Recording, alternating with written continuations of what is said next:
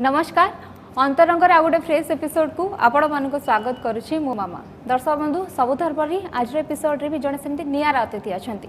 आज अध्याय जे जने अतिथि अछंती सेमिति जने व्यक्तित्व जंकर पेशा रे जने अध्यापक हेले मध्य तांको निशा होची सिनेमा रे सणाप रचना करबा। तेबे से आपण मानक अनेक ढेर सारा हिट सिनेमा भेटी देछंती। तेबे देरी न करी चलंतु स्टार्ट करबा आज एपिसोड सारंक ठारो। सर नमस्कार। अध्यापक सिनेमा आड़ को आकृष्ट केमती हेले सेटा हमर दर्शक बंधु मन जानिबा को चाहिबे। प्रथमे मो अध्यापक तो थिली निश्चित कि सिनेमा प्रति मोर आग्रह बहुत दिन पिला दिने पिलांग पई मु शिशु कहानी लिखुथली। शिशु साहित्य हिसाब से मोर परिचय थिला। नाटक रे गीत लिखुथली। नाटक रे गीत लिखवा बेले हठात सिनेमा लाइन के पशि आसली। छोट बेले इंटरेस्ट थिला संगीत प्रति? मो घर रे गीतर माहौल थिला। मोर बापा भुवनेश्वर जड़े प्रतिष्ठित गीतिकार थे रवि दास। जो रवींद्र मंडप पर ड्रामा सब होता रवींद्र मंडप ड्रामा ने सब वेल मेड प्ले सब हुए डिपार्टमेंटल ड्रामा। बापा तार गीतिकार बापा भी दुटा नाटक लिखिं आगे मु आसुली आसी मु देखी नाटक देखे ता भर मु हसी दे बो भी मोर जड़े सिंगर थे तेणु गोटे गीतर माहौल आ शब्दर माहौल भितर मोर पिलादिन कटे। लेखा प्रति केमती आकृष्ट हेले? पिलादिने मोर प्रथम अभिनय प्रति इंटरेस्ट था। अभिनय करुली छोट पिला अभिनय करछि स्कूल रे अभिनय करछि कॉलेज रे बेस्ट आर्टिस्ट पाई एक्टिंग कर एक्टिंग इच्छा था मोर कॉलेज रे पढ़ा मु डायरेक्शन दौली नाटक डायरेक्शन दौली सेतबेले मोर इच्छा था गोटे भल गायक हुई गीत गाउली गीत गाइबार से निर्दिष्ट कौन माने शिक्षा मन नाला गीत bathroom singer I was a bathroom singer थोड़े कॉलेज कंपटीशन रे गीत गाइली अपदस्थ हो गली। मोर मैडम थी पद्मनाला गराड़ू सिंगर थे से कहल अजय तुम गीत तो लिखुच तुम गीत गाँच कहीं तू गाना गीत गाइबा मोर से दिन इच्छा होगा। तापर अध्यापक को केमती भाबछले कि सेटा प्रोफेशन करियो बोली केमती भाबले? प्रोफेशन तो मोर इच्छा था डाक्टर हेबी तो ही पाली नहीं किंतु ये कॉलेज रे पढ़ली से मोर लेखक हबार मुंड माने निशा मत घारी था एवं मुझे मोर ओडिया ऑनर्स नहीं पाठ पढ़ुली ओडिया ऑनर्स नहीं पाठ पढ़ी केवल लेखक हेबिला एवं लेखा लिखा इंटरेस्ट लगे मोर ओडिया मत इंटरेस्ट नाला कि मुझे लेखक हेबिली ओडिया ऑनर्स नहीं तापर ओडिया एमए पास कली एमए पास कला बेले गाँव रे गोटे कॉलेज होता एमए पढ़ला बेले गोटे दिन हठात से प्रिंसिपाल कहले से लेक्चर सब रेजिग्नेशन दे दी तुम क्लास ले मुझे क्लास नेली से दिन अच्छी अच्छी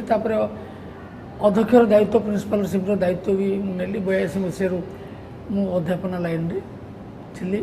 2019 मसीहा से। फास्ट आपन को सिनेमा ब्रेक केबेट मिलता सेटा को सिनेमा थिला आपनकर? एमती जो नाटक लिखुली कॉलेज रे पढ़ला बेले मोटू नारायण रथ संगीत निर्देशक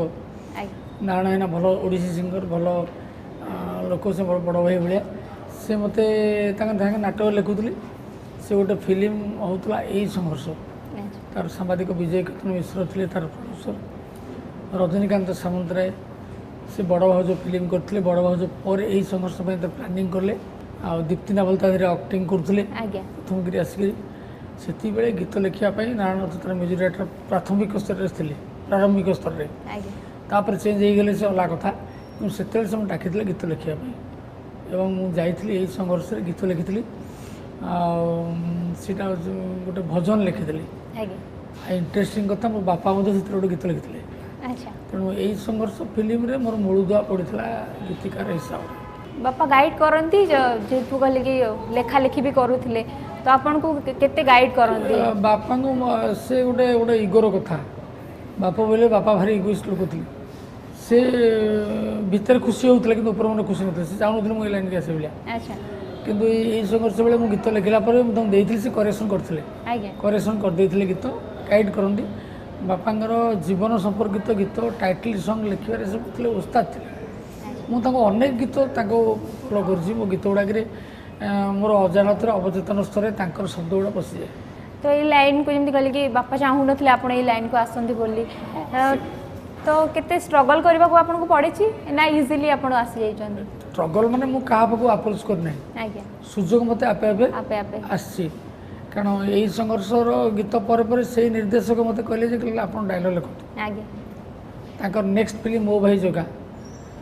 ता देरे मु प्रथम गिरी सुनाप लिखिली अच्छा गीत सहित सुनाप लिखिली सेटा 95 मसीह रिलीज होता तापर तो मो पछुक फेरिकी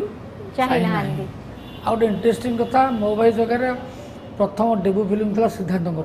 सिद्धांत 7 दिन शूटिंग करते अच्छा शूटिंग पर से आउट हो निहार सामल हेले हिरो से चलचित्र में मोर गीतटा भारी हिट करता नई एपारे तू नई सेपारे मु ना ना कि नाउने मत केमती छुई गोटे नुहे दुईटा नुहे आपणकर गोटे समय 7टी जाक मूवी रिलीज होता आउ फिट भी होता से विषय कौन कहे 2011 मसीहा कथा से 2011 मसीह मोर 7टी मूवी रिलीज होता आज्ञा आ सब जाक पूरा हिट पूरा हिट पिक्चर था सब तो हिट था से वर्ष सेटा गोटे रेकर्ड था कारण ए वर्ष कौन से एपर्यंत बोधे कौन आज्ञा हाँ केवल मु एबे गला 2021 रे मोर 9टी फिल्म रिलीज कर मो रेकर्ड से मो रेकर्ड आपन को रेकर्ड आपन पुणी ब्रेक कर वर्ष मोर रिलीज होता मु प्रेम मु पागल लोफर पिलाटी सॉरी फैमिली नंबर 1 मते बहु कर नहीं जा सब जाक हिट थिला सब हिट थिला चर्चा थिला सब गुडा फिल्म लोफर भी सेमती बहुत फर्स्ट टाइम पे बाबूशान और अर्चिता एका सहित हां से प्रथम फिल्म थिला बाबूशान और अर्चिता प्रथम थर ता केमिस्ट्री बहुत जमी थिला आज्ञा भलो जमी थिला हम डाउट रे थिलु कि से भलो जमी थिला से मूवी रो एक्सपीरियंस केमती थिला बहुत भलो थिला बहुत माने सेटा यूनिक लव स्टोरी आज्ञा सेटा गोटे साउथ कांसेप्ट ऊपर हम लिखिथिलु आज्ञा बाबूशान हल्का फुल्का कैरेक्टर सदा भल लगे कारण कॉमिक टिक तांकर से फॉर्मेट मु कहया कथा किछ असुविधा नहीं कि तांकर से जो कॉमिकल डायलॉग रो फॉर्मेटटा मु पकेथिली संजय संदनार जो हल्का फुल्का कैरेक्टर तापर से जन बड़ सीरियस एक्टर ये फिल्म रे भी सीरियस रोल करछन लोपर रे आर्टिस्ट को सहित आपण काम करछन सब स्टार को सहित बॉलीवुड इंडस्ट्री जो माने बहुत स्टार अछन से मान सहित काम करछन तो आपण को सबुठरो बेसी माने कंफर्टेबल फील काको सहित करनी मु प्राय समस्त सहित कंफर्टेबल गोटे फिल्म केवल मु करछि अनुभव सहित मु ना लव स्टोरी आज्ञा मु ताका सहित आउ गोटे ताका फिल्म रे मु एक्टिंग करथिली गोटे मु लेखि नथिली एक्टिंग करथिली ये विषय देखा गला समस्त संगे कंफर्टेबल सब हीरो से कंफर्टेबल बाबूसान संगे कंफर्टेबल बाबूसान बहुत जोकली मैंने मो संगे मत रेस्पेक्ट दिए कि बहुत जोकली फ्रेंडली मु समस्त फ्रेंडली सब्यसाची सहित बेसी कंफर्टेबल लगे कारण सब्य संगे मु जो 5टी खंड फिल्म कर घरे बसिक 3टा फिल्म स्टोरी कर भारी स्क्रिप्ट इनवल्व सभ्य पिलाटी बिगड़ी गला आज्ञा सुपर डुपर हिट पिक्चर गोटे कमिक गोटे आम गोटे चेंज ओवर देलु आज्ञा टोटल कमिक टोटली पूरा इंडस्ट्री कमिक रे पूरा चेंज ओवर ही आस्तिला से टाइम रे स्माइल प्लीज रे गोटे serious role bye bye Dubai बहुत फिल्म ताके संग करछि आ प्राय सबटा कंफर्टेबल प्राय फील करे मु सब हीरो से कंफर्टेबल तो सब संगे बेसी कंफर्टेबल कारण से निजे इन्वॉल्व जेतेबेले लिखिबा पई आपन को सुजोग मिले जो मूवी पई तो कोन देखन स्टार कास्ट को ने कि सही अनुसार आपन स्क्रिप्टिंग करंती ये दीटा कथा हुई कारण गोटे लेखक को प्रथम गोटे कहानी करा जाए मुझे स्टार मुंडे पुराए नहीं कारण स्टारटा मोर सब लोक ट्राक अलग अलग सब आर्टिस्ट ट्राक अलग अलग अच्छे डायलॉग ग्राफ अलग प्रकार अच्छे तेणु से ग्राफटा जो ओहरिकी चेंज करा पड़े ताले असुविधा हो जाए तेणु आम प्रथम कहानीटा करदे प्रायतः कहला मुझे तुम क्या नब तो मैंने कहानी लिखला बेले ऑटोमेटिकली चली आसे क्यारेक्टर ये ठीक सेटा से अनुसार कारण बाबूसान डायलॉग पैटर्न अलग सभ्यंकर अलग अनुभवंकर अलग दीपक अलग ज्योतिर अलग संबित अलग ये जो विभिन्न हीरोंकर विभिन्न प्रकार अच्छी कि बेले बेले मजा लगे से ग्राफ ओहरी जाए आउ गोटे ग्राफ एक्सपेरिमेंट करने मुझे एक्सपेरिमेंट बहुत इजी बाबूसान भी सीरीयस रोल मोर कर प्रेम अढ़ाई हल्का फुल्का बहुत सीरीयस रोल कर तेणु गोटे मजा लगे स्माइल प्लीज सभ्यंकर गोटे से हल्का फुल्का छाड़ी सी गोटे अलग टाइप रोल कर सब डिफरेंट से मजा लगे परीक्षा करने मजा लगे बुधादित्य कथा नंदिनी लव रे बुधादित्य जो क्यारेक्टर करिसंती मोर एपर्यंत से डायलॉग से एक्शन एपर्यंत मन अच्छे बहुत सुंदर था भारी खुशी लगता प्रथम जो नंदिनी लव यू आम परिकल्पना करागला सब संगे आम बसुलु अनाम सॉन्ग प्रोड्यूसर ସେତେବେଳେ ଆମେ ଅରିନ୍ଦମକୁ କାଷ୍ଟିଂ କରିଥିଲୁ। ଆଚ୍ଛା ଅରିନ୍ଦମକୁ ବି ମାନେ ଆଡ଼ଭାନ୍ସ ଦିଆଯାଇଥିଲା, କିନ୍ତୁ ଘଟଣା ଚକ୍ରରେ ଏମିତି ହେଲା ଯେ ସେ କ୍ୟାରେକ୍ଟର ପାଇଁ ବୁଦ୍ଧାଦିତ୍ୟ ରହିଲେ ଏବଂ ବୁଦ୍ଧାଦିତ୍ୟ ଗୋଟେ ବଳିଷ୍ଠ ସ୍ୱାକ୍ଷର ଛାଡ଼ିଗଲେ ଓଡ଼ିଆ ଫିଲ୍ମ ଇଣ୍ଡଷ୍ଟ୍ରିରେ। ଆମର ଇଣ୍ଡଷ୍ଟ୍ରିରେ ସିନେମା ହଉ ସିରିଏଲ୍ ହଉ ଯେକୌଣସି କ୍ଷେତ୍ରରେ ଆର୍ଟିଷ୍ଟ ମାନଙ୍କ ଚେଞ୍ଜ ଓଭର ହୁଏ, କେଉଁ ମୁଭମେଣ୍ଟରେ ମାନେ କେଉଁ ଆର୍ଟିଷ୍ଟ ଚେଞ୍ଜ ହେଇପାରନ୍ତି, କିନ୍ତୁ ରିଜେକ୍ସନ୍ ବି ସହିଛନ୍ତି ବହୁତ ଆର୍ଟିଷ୍ଟ। ତ ଆପଣଙ୍କର କେବେ ସେମିତି କେବେ ଫେସ୍ କରିଛନ୍ତି ଗୋଟେ ଷ୍ଟୋରି ଲେଖିଥିବେ ଗୋଟେ ଗୀତ ଲେଖିଥିବେ ତାପରେ ପ୍ରଡ୍ୟୁସର ହୁଅନ୍ତୁ ବା ଚେଞ୍ଜ ଆସିଥିବ ବା ରିଜେକ୍ସନ୍ ହେଇଛି? ବହୁତ ଥର ହେଇଛି। ଆମେ ମାନେ ଏପର୍ଯ୍ୟନ୍ତ ସୁଦ୍ଧା ବି କ୍ଲାଇମ୍ୟାକ୍ସରେ ବି ମୁଁ ଚେଞ୍ଜ କରିଛି। ଆଚ୍ଛା ସୁଟିଂ ଚାଲିଛି, ମୋର ମନେ ଅଛି ଆମର love.com ଗୋଟେ ହିଟ୍ ପିକ୍ଚର ଥିଲା, ଆଜ୍ଞା ତାଦେହରେ ମୋ ଗୀତ ଲେଖିଥିଲି ସବୁ ବାପର ପ୍ରାୟଶ୍ଚିତ ଥାଏ ସବୁ ଭୁଲର କ୍ଷମା, ତାର ଡାଇଲଗ ମୁଁ ଲେଖିଥିଲି, ସ୍କ୍ରିପ୍ଟ ବି ମୁଁ ଲେଖିଥିଲି, ସ୍କ୍ରିପ୍ଟ ପ୍ଲେ କରିଥିଲି।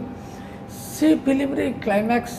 ବେଳେ ଡାଇରେକ୍ଟର ଫୋନ୍ କଲେ ଯେ ସାର୍ ଏଇଟା ପସିବୁଲ୍ ହେଉନି, କ୍ଲାଇମ୍ୟାକ୍ସ ଚେଞ୍ଜ ହେବ। ମୋର ମନେ ଅଛି ମୁଁ କାର୍ ଡ୍ରାଇଭିଂ କରି ଯାଉଥିଲି, ଗାଡ଼ି ଅଟକେଇଲି, ମୁଁ ଏଣ୍ଟାୟାର କ୍ଲାଇମ୍ୟାକ୍ସଟା ଆଉ ଥରେ ଫୋନ୍ରେ ଡାକିଲି, ଆସିଷ୍ଟାଣ୍ଟ ଲେଖିଲା, ସେ ସବୁ ହେଇଛି। ବେଳେବେଳେ ସେମିତି ସିକ୍ୱେନ୍ସ ଦରକାର ପଡ଼େ ସମସ୍ତେ, କିନ୍ତୁ ଡାଇରେକ୍ଟର ମାନେ ଇଣ୍ଟରଫିୟର କରନ୍ତି, ମୋ ସାଙ୍ଗେ କଥାବାର୍ତ୍ତା ହୁଅନ୍ତି, ମୁଁ ଚେଞ୍ଜ କରୁଛି। ହସି ପୁଣି ସୁନା ଅନୁସାର କ୍ଲାଇମ୍ୟାକ୍ସ ମଧ୍ୟ ଚେଞ୍ଜ ହେଇଥିଲା। ଆଜ୍ଞା ଏବେ ଗୋଟେ ଫିଲ୍ମରେ ମୋର ଚାଲିଛି ଦିଦି ନମସ୍କାର, ଖୁବ୍ ଶୀଘ୍ର ରିଲିଜ୍ କରିବ, ଭେରି ସୁନ୍ ଜି ସାର୍ଥକ କରୁଛି। ତାର କ୍ଲାଇମ୍ୟାକ୍ସଟା ପାଇଁ ମଧ୍ୟ ଆମେ ଲାଷ୍ଟ ମୁହୂର୍ତ୍ତରେ ସୁଟିଂ ପୂର୍ବ ଦିନ ହିଁ ମୁଁ ରାତି 12ଟାରେ କ୍ଲାଇମ୍ୟାକ୍ସ ଲେଖି ଦେଇଥିଲି। ତେଣୁ ହୁଏ ବାରମ୍ବାର ପରିବର୍ତ୍ତନ ହୁଏ, ଭଲ ଭଲ କ୍ୟାରେକ୍ଟର, କିନ୍ତୁ ମେଜର ପରିବର୍ତ୍ତନ କରିବାକୁ ମୁଁ ସପକ୍ଷରେ ନଥାଏ। କହିଲେ କି love.comରେ ବହୁତ ସୁପରହିଟ୍ ହେଇଥିଲା ସେ ଗୀତ। ଗୋଟେ ଗୀତ ଥିଲା କି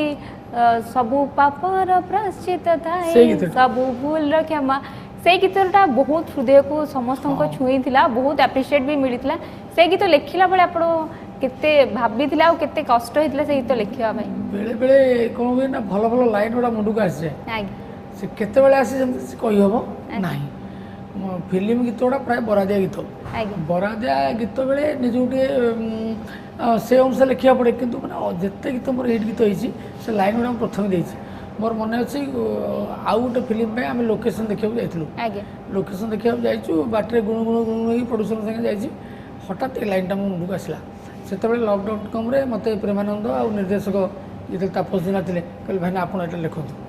ଆପଣ ଯେହେତୁ ଷ୍ଟୋରି ସହିତ ଇନଭଲ୍ଭ ଅଛନ୍ତି ଆଉ ଆପଣ ଏ ଗୀତଟା ଲେଖନ୍ତୁ, ସିରିୟସ୍ ଗୀତ ଲେଖନ୍ତୁ। ମୁଁ ମାଇଣ୍ଡ ମେକଅପ୍ କରିନଥିଲି,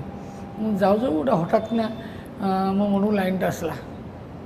ସବୁ ପାପର ପ୍ରାୟଶ୍ଚିତ ଥାଏ ସବୁ ଭୁଲର କ୍ଷମା। ମୁଁ ସାଙ୍ଗେ ସାଙ୍ଗେ ଫୋନ୍ କଲି ପ୍ରେମାନନ୍ଦକୁ ବାଟରେ ସେ କାର୍ ଭିତରୁ, ପ୍ରେମାନନ୍ଦ କହିଲେ ସାର୍ ଶୀଘ୍ର ପଳେଇ ଆସନ୍ତୁ। ମୁଁ କଟକ ଆସିଲି, ଆଉ କୁଦୁସି ସାହେବ ଯିଏ ଚିଫ୍ ଜଷ୍ଟିସ୍ ଥିଲେ, ତାଙ୍କରି ତାଙ୍କ ପୁଅ ଥିଲେ, ଡାଇରେକ୍ଟର ଥିଲେ, ପ୍ରଡ୍ୟୁସର ଥିଲେ, ତାଙ୍କରି ଘରେ ଆମର ଗୀତ ସେଟିଂ ଥିଲା। ସାଙ୍ଗେ ସାଙ୍ଗେ ବସିଲି, 12 ମିନିଟ୍ରେ ମୁଁ ଗୀତଟା ଲେଖିଥିଲି। ତାପରେ ଆହୁରି ଗୋଟେ ଚେଞ୍ଜ ଓଭର ଆପଣ ଆଣିଥିଲେ ଶ୍ରୀ ଜଗନ୍ନାଥ, ତ ସେଇଟା ବହୁତ ଆପ୍ରିସିଏଟ୍ ମିଳିଥିଲା, ଓଡ଼ିଆ ଦର୍ଶକ ବହୁତ ପସନ୍ଦ କରିଥିଲେ। ସେଇଟା ସବ୍ୟସାଚୀ ମହାପାତ୍ରଙ୍କ ସାଙ୍ଗରେ ମୋର ତାଙ୍କର ସିରିଏଲ୍ ମୁଁ ଲେଖୁଥିଲି। ଦାଦାଙ୍କର ମୋ ପ୍ରତି ବହୁତ କିଛି ମାନେ ଅବଦାନ ଅଛି, ତାଙ୍କର ଆଶୀର୍ବାଦ ଅଛି। ଦାଦା କ'ଣ ପାଇଁ ଭାବିଲେ ଯେ ମୁଁ ପ୍ରବଚନ ଦିଏ, ତେଣୁ ଦାଦାଙ୍କର ଗୋଟେ ହେଲା ଯେ ଏଇ ଲୋକ ହିଁ ପାରିବେ। ଜୟ ଜଗନ୍ନାଥ ଯେତେବେଳେ ଫିଲ୍ମ ଯେତେବେଳେ ଆମେ କଲୁ 13ଟା ଭାଷାରେ ହେଲା, ଆଉ ପୁରା ନିଷ୍ଠାର ସହିତ ସେ ସ୍କ୍ରିପ୍ଟ ହେଇଥିଲା। ଦାଦାଙ୍କ ଘରେ ବସିକି ସେ ସ୍କ୍ରିପ୍ଟ ଆମେ ରଚନା କରିଥିଲୁ, ବହୁତ ଭଲ ଲାଗିଥିଲା। ଫିଲ୍ମଟି କେତେ ଦୂର ଗ୍ରହଣୀୟ ହେଲା ନହେଲା ସେଇଟା ଅଲଗା କଥା, କିନ୍ତୁ ଗୋଟାଏ କଥା କମର୍ସିଆଲ ଦୃଷ୍ଟିକୋଣରୁ ସେଇଟା ସଫଳ ହେଇପାରିଲା ନାହିଁ, କିନ୍ତୁ ତାର କ୍ୟାସେଟ୍ 5 ଲକ୍ଷ ବିକ୍ରି ହେଇଥିଲା,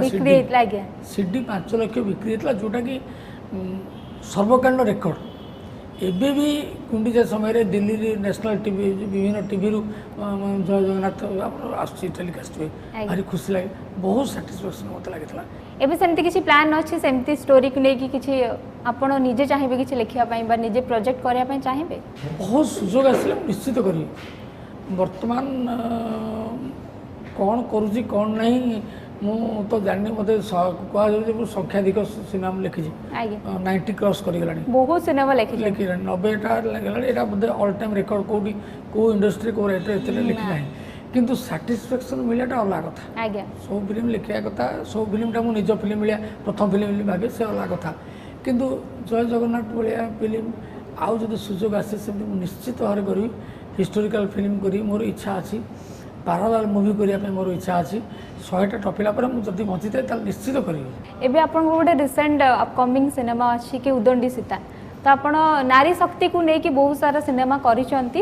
ଆଉ ଲେଖିଛନ୍ତି, ବହୁତ ସୁନ୍ଦର କାହାଣୀ ବି ମଧ୍ୟ ଲେଖିଛନ୍ତି। ଏଇଟା ବି ଗୋଟେ ୟୁନିକ୍ ହେବ ସମସ୍ତେ ଭାବିଛନ୍ତି। ସେଇ ବିଷୟରେ କ'ଣ କହିବେ ସେ ମୁଭି ବିଷୟରେ? ଏଇଟା ବର୍ତ୍ତମାନର ଗୋଟେ ପ୍ରୋବ୍ଲେମ୍ ଉପରେ, ଚାଷୀ ସମସ୍ୟା ଉପରେ ଏଇଟା ଚାଲିଛି। ଆଜ୍ଞା, ଚାଷୀମାନଙ୍କର ସମସ୍ୟା, ଚାଷୀ ଆତ୍ମହତ୍ୟାର କାରଣ, ଏଇଟା ବହୁତ ରିସର୍ଚ୍ଚ କରିବାକୁ ପଡ଼ୁଛି। ଉଦଣ୍ଡି ସୀତା ପାଇଁ ମୁଁ ବହୁତ ରିସର୍ଚ୍ଚ କରିଛି ଏବଂ ତା ଭିତରକୁ ଆମେ ଯାଇଛୁ କ'ଣ ପାଇଁ ଚାଷୀ ଆତ୍ମହତ୍ୟା କରୁଛି, ଚାଷୀର ପ୍ରୋବ୍ଲେମ୍ କ'ଣ। ନାୟିକା ଚ୍ୟାଲେଞ୍ଜ କରୁଛି ଚିଫ୍ ମିନିଷ୍ଟରଙ୍କୁ ଏବଂ ସେ ନିଜେ ଘଟଣା ଚକ୍ରରେ ଚିଫ୍ ମିନିଷ୍ଟର ହେଉଛି ଏବଂ ସେ ଚାଷୀ ସମସ୍ୟା ଗୁଡ଼ାକୁ ଇଏ କରିଛି। ତେବେ ଚାଲନ୍ତୁ ସାର୍ଙ୍କ ସହିତ ଆହୁରି କଥାବାର୍ତ୍ତା ହେବା, ତାଙ୍କ ଜୀବନ ବିଷୟରେ ଆହୁରି ଅନେକ କଥା ଜାଣିବା। ସମସ୍ତଙ୍କ ମାଇଣ୍ଡ ସେଟ୍ ଅଛି କି ଏମିତି କି ସିନେମା ହିରୋକୁ ନେଇକି ଚାଲେ ଆଉ ସିରିଏଲ ଅଭିନେତ୍ରୀ ମାନଙ୍କୁ ନେଇକି ଚାଲେ, ତ ଆପଣ କେମିତି ଭାବୁଛନ୍ତି କି ହିରୋଇନ୍ ବେସ୍ ଯଦି ଆପଣ ମୁଭି କରନ୍ତି ତ ସେଇଟା ମେ ବି ହିଟ୍ ହେବ, ଲୋକମାନେ ପସନ୍ଦ କରିବେ? ଡେଫିନେଟଲି, କାରଣ ବର୍ତ୍ତମାନ ଦର୍ଶକମାନଙ୍କ ସଂଖ୍ୟା ଦେଖିବାକୁ ଗଲେ ବର୍ତ୍ତମାନ ସମସ୍ତେ ଟିଭି ମୁହାଁ। ବର୍ତ୍ତମାନ ଚଳଚ୍ଚିତ୍ର ପ୍ରେକ୍ଷାଳୟ ଅବସ୍ଥା ଯାହା, ବର୍ତ୍ତମାନ OTT ପ୍ଲାଟଫର୍ମ ବା ଟେଲିଭିଜନ ମାଧ୍ୟମରେ ଫିଲ୍ମ ତିଆରି ହେଉଛି। ତାକୁ ଆମେ ଟେଲିଫିଲ୍ମ ବୋଲି କହୁଛୁ, କିନ୍ତୁ ସେଟା ପୂର୍ଣ୍ଣାଙ୍ଗ ଫିଲ୍ମ, ବଜେଟ୍ ଟିକେ କମ୍ ହେଇପାରେ, କିନ୍ତୁ ଯେତେବେଳେ ଆମେ ଟେଲିଭିଜନ ଦର୍ଶକଙ୍କୁ ଆଖିରେ ରଖି ସିନେମା କରୁଛୁ କେବଳ ନାରୀ ସେଣ୍ଟିମେଣ୍ଟ ଉପରେ ଆମେ ଗୁରୁତ୍ୱ ଦେଉଛୁ ଏବଂ ସଦାବେଳେ ନାରୀର ସେଣ୍ଟିମେଣ୍ଟ ଥରେ, ପୁରୁଷ କୈନ୍ଦ୍ରିକ ଫିଲ୍ମ ଥରେ, ସବୁ ଲାଙ୍ଗୁଏଜରେ, ସବୁ ରିଜନାଲ ମୁଭିରେ ମଧ୍ୟ ଚାଲୁଛି, ହିନ୍ଦୀରେ ଚାଲୁଛି, ସବୁ ହିରୋମାନଙ୍କ ଚାଲେ। ଓଡ଼ିଶାରେ ମଧ୍ୟ ସମୟ ଥିଲା ଟପ୍ ହିରୋମାନଙ୍କର ଫିଲ୍ମ ମଧ୍ୟ ତାଙ୍କ ନାଁରେ ମଧ୍ୟ ଚାଲୁଥିଲା, କିନ୍ତୁ ସବୁବେଳେ ଗୋଟେ ହେଲା ମାଷ୍ଟର କାର୍ଡ଼ ହେଲା ନାରୀ ସେଣ୍ଟିମେଣ୍ଟ। ମୁଁ କାହିଁ ଅନୁଭବ କରେ ନାରୀ ସେଣ୍ଟିମେଣ୍ଟ ଯେଉଁଥିରେ ଅଛି ସେ ଫିଲ୍ମ ନିଶ୍ଚିତ ରହିବ। ଆଜ୍ଞା, ଏବେ ଭାବୁଛନ୍ତି କି ଧୀରେ ଧୀରେ ଆମ ଓଡ଼ିଆ ଇଣ୍ଡଷ୍ଟ୍ରିର ଆମ ଦର୍ଶକମାନଙ୍କର ଟିକେ ଟେଷ୍ଟ ଚେଞ୍ଜ ହେଉଛି? ଆଗରୁ ଯେମିତି ଲୋକମାନେ ପସନ୍ଦ କରୁଥିଲେ ଯେଉଁ ଟାଇପ୍ର ମୁଭି, ବହୁତ ଚେଞ୍ଜ ଓଭର ଆସିଲାଣି ବର୍ତ୍ତମାନ। ଆଉ ସେ ଯେଉଁ ଟ୍ରାଡ଼ିସନାଲ୍ ସେ ଷ୍ଟୋରି ଆଉ କେହି ଦେଖୁ ନାହାନ୍ତି, କାରଣ ବର୍ତ୍ତମାନ ଖାଲି ଓଡ଼ିଆ ଇଣ୍ଡଷ୍ଟ୍ରି ନୁହେଁ, ସବୁ ଇଣ୍ଡଷ୍ଟ୍ରି ଦେଖନ୍ତୁ, ସେ ଫିଲ୍ମରେ କିଛି ନାହିଁ କିନ୍ତୁ ଲୋକ ଦେଖୁଛନ୍ତି। ବର୍ତ୍ତମାନ ଆମେ କହୁଛନ୍ତି ଦର୍ଶକ କମିଗଲେ, କିନ୍ତୁ ପୁଷ୍ପା, କାଶ୍ମୀର ଫାଇଲ୍ସ କି RRR ଏଇ ଫିଲ୍ମରେ କ'ଣ ମାନେ ବାହୁବଳି ଗୋଟେ କ'ଣ ମୋତେ ଭଲ ଲାଗିଲା, କିନ୍ତୁ ଲୋକ ଦେଖିଲେ। ପାରାଲାଲ ମୁଭି ସବୁ ତିଆରି ହେଉଛି କମ୍ ବଜେଟ୍ରେ, ହିନ୍ଦୀରେ ବି ତିଆରି ହେଉଛି, ସୁପର ଡୁପର ହିଟ୍ ହେଉଛି। ତେଣୁ ଲୋକଙ୍କର ଟେଷ୍ଟ ବଦଳୁଛି, ସେଇ ଚିରାଚରିତ ଶଗଡ଼ ଗୁଡ଼ାରେ ଲୋକ ଚାଲିବା ପାଇଁ ପ୍ରସ୍ତୁତ। ଭିନ୍ନ ଭିନ୍ନ ବର୍ତ୍ତମାନ କ'ଣ କି ସମାଜ ବଦଳୁଛି, ମଣିଷର ମାନସିକତା ବଦଳୁଛି, ନୂଆ ନୂଆ ସମସ୍ୟା ଆସୁଛି। ଆମେ ଆଉ ଟ୍ରାଡ଼ିସନାଲ୍ ସେ ଯେଉଁ ଶଗଡ଼ରେ ଯାଇକିରି ଗୀତ ଗାଇକିରି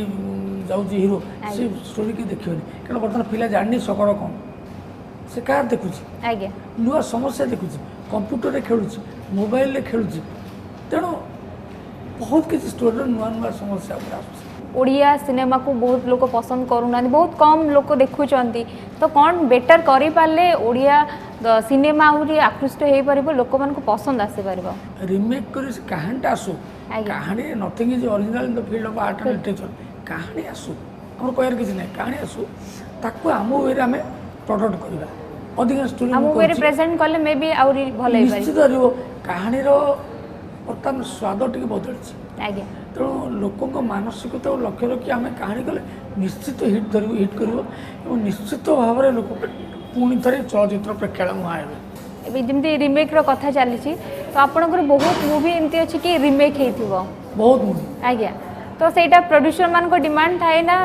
ସେମିତି କନସେପ୍ଟ ହିଁ ସେମିତି ଆସେ? ପ୍ରଡ୍ୟୁସର ମାନଙ୍କର, ଡାଇରେକ୍ଟର ମାନଙ୍କର ଡିମାଣ୍ଡ ଥାଏ, କାରଣ ଗୋଟେ ଦେଖନ୍ତୁ ଗୋଟେ ଘଟଣା ସଞ୍ଜୁ ଆଉ ସନ୍ଦନା, ସେ ଯେଉଁଟା ତେଲୁଗୁର ଯେଉଁ ଓରିଜିନାଲ ମୁଭି, ଯେ ପୁଷ୍ପାର ହିରୋ, ସେ ତାର ସେଥିରେ ହିରୋ ଥିଲେ, ସେ ରାଇଟ୍ ଆଣି ଆମେ କରିଥିଲୁ, ଆମେ ଆମର ଚେଞ୍ଜେସ୍ କରିଥିଲୁ ତା ଦେହରେ। ସେ ଫିଲ୍ମଟି ମଧ୍ୟ ହେଲା ହିନ୍ଦୀରେ, ଯେତେବେଳେ ହିନ୍ଦୀରେ ହେଲା ସେଟା ହିରୋପନ୍ଥୀ, କିନ୍ତୁ ହିରୋପନ୍ଥୀ ହିଟ୍ କଲାନି, କିନ୍ତୁ ହିରୋପନ୍ଥୀ ଯେତେବେଳେ ଲୋକ ଦେଖୁଥିଲେ, ମୋର ମନେ ଅଛି ଲୋକ ଚିତ୍କାର କଲେ ସଞ୍ଜୁ ଆଉ ସନ୍ଦନା, ସଞ୍ଜୁ ଆଉ ସନ୍ଦନା, ସେଇଟା ଆମକୁ ସାଟିସ୍ଫାକ୍ସନ୍ ଦେଇଥିଲା। ଏମନ ମାନ୍ନା ଗୋଟେ film, Arya film, Arya film ତାର ପାଗଳ ପ୍ରେମୀ ହେଇଥିଲା, ଏମନ ମାନ୍ନା ହେଇଥିଲା। ପାଗଳ ପ୍ରେମଟା ଫ୍ରେମ୍ ଟୁ ଫ୍ରେମ୍ କପି କରିଥିଲେ ସେମାନେ, ହରପଟ ନାହିଁ, କିନ୍ତୁ ଆମେ ତାକୁ ସେ କନସେପ୍ଟଟା ନେଇଥିଲୁ। ଦୁଇଟା ଫିଲ୍ମ ହିଟ୍ କରିଥିଲା, କିନ୍ତୁ ଏମନ ମାନ୍ନା ଆମର ବହୁତ ସାଟିସ୍ଫାକ୍ସନ୍ ଆସିଥିଲା। ଆମେ ଗୀତ ସିକ୍ୱେନ୍ସ ଚେଞ୍ଜ କରିଥିଲୁ। ତେଣୁ ଗୋଟେ କାହାଣୀ ଆସୁ, ଭଲ ଭଲ କାହାଣୀ ଆସୁ, କିନ୍ତୁ ତାକୁ ପ୍ରପର ୱେରେ ଯଦି ଆମେ ପ୍ରେଜେଣ୍ଟ କରିପାରିବା ବେଶୀ। ତ ବହୁତ ଡିରେକ୍ଟରଙ୍କ ସହିତ କାମ କରିଛନ୍ତି, ତ तो आपण कंफर्टेबल को कांको सहित हेचंती मु प्राय कंफर्टेबल समझ संगे माने मो घटना होची कोन डायरेक्टर मानकर मानसिकता नहीं मु करची काम करे वो डायरेक्टर कौन एटा फिल्मटा होची पूरा डायरेक्टर स्मिटिया आगे प्योरली तेणु को डायरेक्टर ट्रीटमेंट रे जाए आगे को ट्रीटमेंट को डायरेक्टर मेलो रे जांदी को डायरेक्टर गोटे एक्शन धर्मी किए ड्रामा धर्मी विभिन्न प्रकार अच्छे मुझे मानसिकता नहीं करे वो समस्त पाखे कंफर्टेबल तेणु विभिन्न प्रकार न्यू जेनेरेशन पिला माने जो माने मु ट्रेंड सहित रहा सदा चाहे आगे नुआ ट्रेंड जेनेरेशन नुआ जेनेरेशन पिला आसुँच पाखे कंफर्टेबल से कौन चाहते तो मतलब चेंज करा पड़ू सब बेले अपडेट रहिबा को निहाती पड़ेबा हम इंडस्ट्री भीतर क्रिकेट और फिल्म आगे जदि आप अपडेट न रहिले क्रिज रे न रहिले आप मोहम्मती होगी रही ये मोहम्मद तैयारी मूर्ति होगी जिते रोमांटिक जिते गीत लिखती तो से टाइम मुझे जानी कि जब निजे जब से पर्सनाली रोमांटिक न होते तो टे लिखा पे कष्ट हुए डेफिनेटली तो आपड़ के रोमांटिक नहीं नहीं मु पूरा रोमांटिक जो माने बयसटा गोटे फैक्टर नुहे अच्छा मानसिकता हूँ बड़ जेपर्यंत आप यंग फिल कर जेपर्यंत आप यंग अच्छा मनर स्तर शारीरिक स्तर नुहे मानसिक स्तर में आप प्रेम करूँ बा गोटे प्रेमिक हृदय आप भितर अच्छी ताले सृष्टिटा सेमती हम जे बहुत लोग अच्छा मिछे कहते कहते मु प्रेम करे ना प्रेम कविता लिखते हिपोक्रेट मुझे हिपोक्रेट एटा मिछ कथा कहते अनुभूतिटा बहुत समय काम थी वास्तविक जमी मनकर मुझे रहस्य गोटे क्राइम स्टोरी लिखुची मुझे मर्डर रही मर्डर करुँचा नुह कि फिलिंगसटा गोटे रहा दरकार से फिलिंगसटा वास्तव फिलिंगसटा बहुत काम दिए बेले बेले सिनेमा भी लिखिं ता सहित आमर टेलीविजन आमर बहुत सारा गीत जमती हो तो डिफरेंस आपको कौन लगे सब फील्ड रे सीरियल मु 22टा सीरियल रे काम करूची आगे 22टा सीरियल भितर मु परीक्षा निरीक्षा बहुत करूची बहुत आज सीरियल रे ता रिदमटा अलगा अच्छा ता ग्राफटा अलगा टिके स्लो आगे टिके स्लो गोटे एपिसोड रे गोटे हैपनिंग दरकार कि गोटे हैपनिंग की लेकरी आपण गड़ी चली चलो लोक गोटे एंजाइटी बढ़िया उत्कंठा बढ़िया गोटे एक्साइटमेंट केमिति आगे सेटा करियो पड़े किंतु फिल्म रे 3 घंटा भीतर कंपैक्ट समय भीतर सब गुड़ा करियो पड़े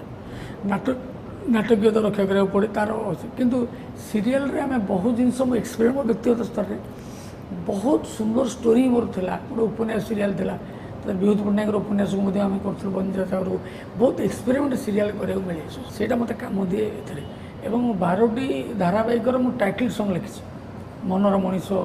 बाजी किसी कटा किसी मिठा ये सब सुपर डुपर हिट सीरियल से लोक आडिक्ट देखुते लोक सीरियल सब देखुते जो दूरदर्शन मुझे केवल दूरदर्शन सीरियल ही अन्य चैनल सुजोग पाई कि लिखी ना लिखार मानसिकता ना लिखिनी कारण मुझे कौन बाध्यता भितर मुझे लिखे पसंद बरादिया लेखा भितर आम पैसा आवश्यकता ना तेणु मोर मजार लिखे तेणु मुझे लिखुना एत परिश्रम कर डेडिकेशन सहित काम करती जिते एप्रिसिएशन मिले जिते अवार्ड मिले आपन को से केमती फिल हुए आपन को पैसाटा ये लाइनेस मो प्रति मो ये कथा मो प्रयोज्य नुह सब कलाकार प्रयोज्य कारण पैसाटा बड़ कथा नुह छोट कथा नुह कि बड़ कथा नुह पैशन गोटे सम्मान टी पाइले माने मु प्रति वर्ष